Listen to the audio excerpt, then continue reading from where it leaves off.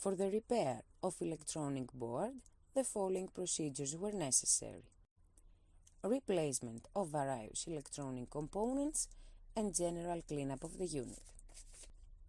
For testing, we had 18-volt DC power supply and a LED.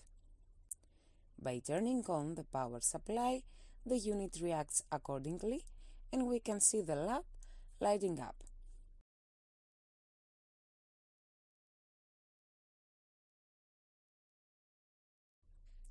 No further testing is possible due to lack of additional units.